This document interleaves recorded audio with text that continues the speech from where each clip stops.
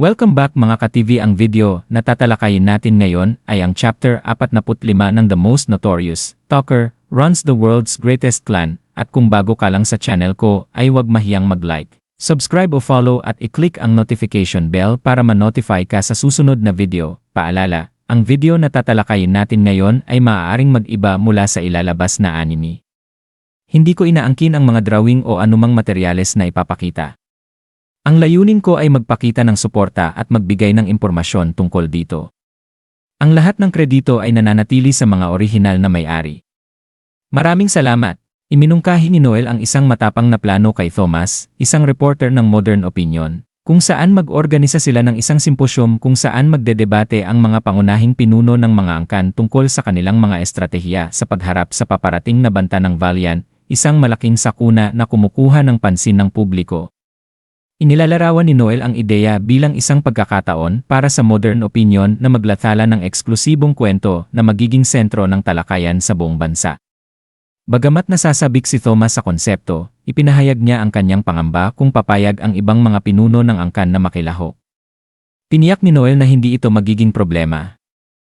Dahil ang kaganapan ay gaganapin sa ilalim ng pangalan ni Sig Finstein, ang pinakamalakas na seeker ng imperyo at isang EX rank na individual. Ipinaliwanag ni Noel na ang mga EX rank seeker ay mga maalamat na tao na lampas na sa limitasyon ng tao upang makamit ang makadiyos na lakas, at si Sig ang isa sa pinakamagagandang halimbawa nito.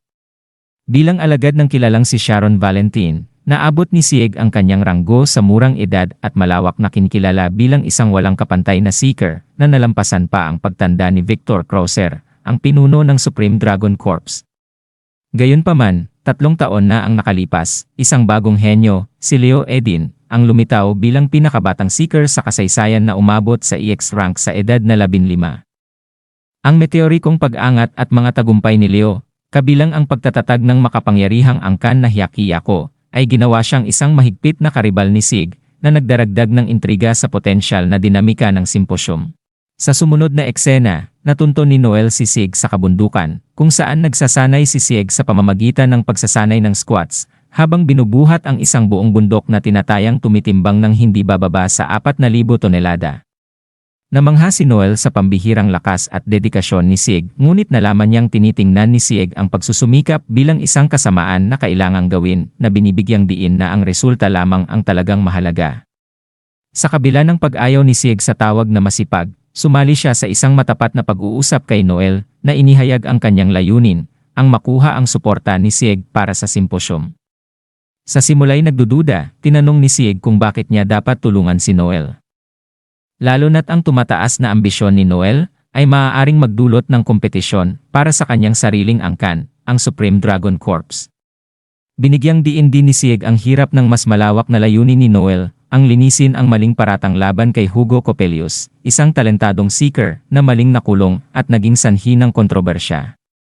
Binalaan ni Sig na ang hamunin ang otoridad ng hustisyang sistema ay maaaring magdulot ng malubhang kahihinatnan, kabilang ang posibleng pagkakakulong ni Noel. Hindi na tiniyak ni Noel ang kanyang kumpiyansa at kasanayan na binibigyang diin ang kanyang kakayahang harapin ang mga hamon. Upang makuha ang kooperasyon ni Sig, nag-alok si Noel ng isang nakakaakit na insentibo, ang pagkakataong labanan si Leo Edin. Kaagad na nahuli nito ang pansin ni Sig, dahil matagal na niyang nais na patunayan ang kanyang sarili bilang pinakamalakas na seeker sa pamamagitan ng pagkatalo kay Leo sa laban. Gayunpaman, limitado si Sig ng kanyang posisyon bilang submaster ng Supreme Dragon Corps, na pumipigil sa kanya na makipag-engganyong sa isang labanan na maaaring magdulot ng kamatayan ng walang opisyal na pahintulot. Inilatag ni Noel ang isang grandiosong plano upang malampasan ang hadlang na ito. Nangako siyang iaangat ang sariling angkan, ang Wild Tempest, sa elitistang estado ng Regalia sa loob ng 6 na buwan. Isang tagumpay na magbibigay sa kanya ng pagkakataon na makaharap ang emperador. Sa panahon ng pag-uusap na iyon, plano ni Noel na ipanukala ang isang paligsahan sa pakikipaglaban na bukas sa lahat ng seeker, na lilikha ng isang opisyal na arena para sa labanan ni Sig at Leo. Nabigla sa mapangahas na estratehiya ni Noel at sa posibilidad na makamit ang kanyang matagal ng nais, nakinig si Sig ng mabuti, na nagtakda ng entablado para sa isang pakikipagtulungan na maaaring muling hubugin ang komunidad ng Seeker ng Imperyo at magbukas ng daan para sa mga dramatikong tunggalian sa pagitan ng pinakamakapangyarihang mga figura nito. At dito nagtatapos ang chapter 45. Gusto nyo ba ng chapter 46? Comment down below at maraming salamat.